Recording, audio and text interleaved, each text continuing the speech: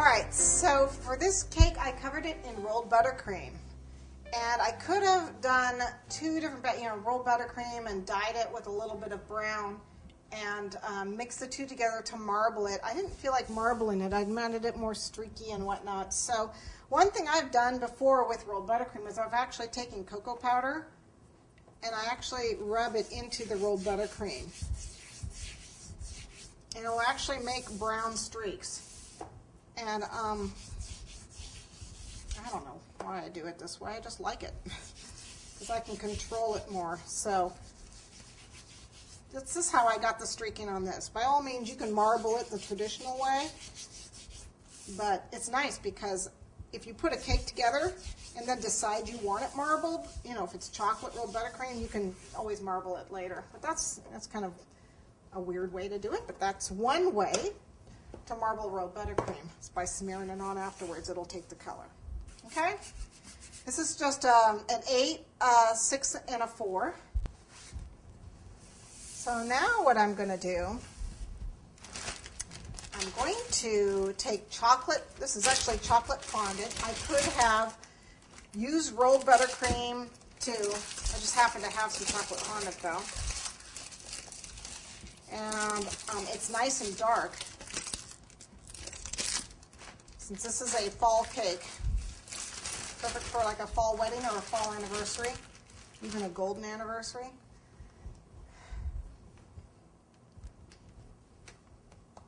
I wanted a dark chocolate ribbon around this, and I didn't want a traditional ribbon. You can use any of your molds or your impression mats to make one. So I just used this border cutter. It's an FMM set. Oops. That's really long enough. So we can cut it, just lay it down.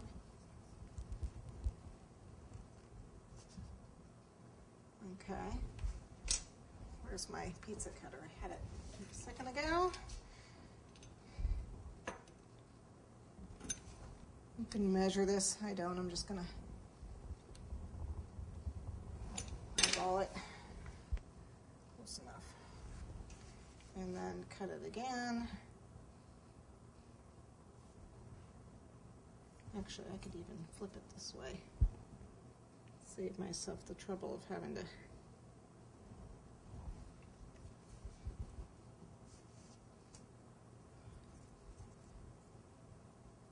it's already cut for me.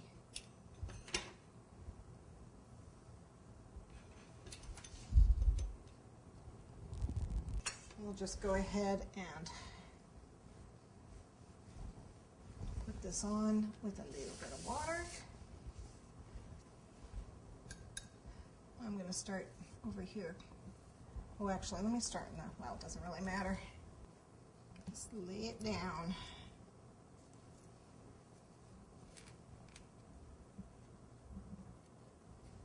I can't see that, so I'll come back to that. This one got a little thick, but that's okay.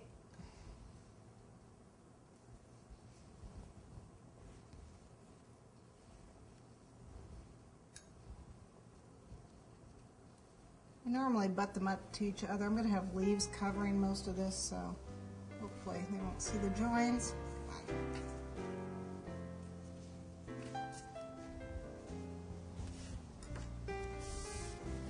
Either that's the back of the cake or it's the front is where you put the leaves and you hide it with the leaves. Okay, so there we go all the way around. All right.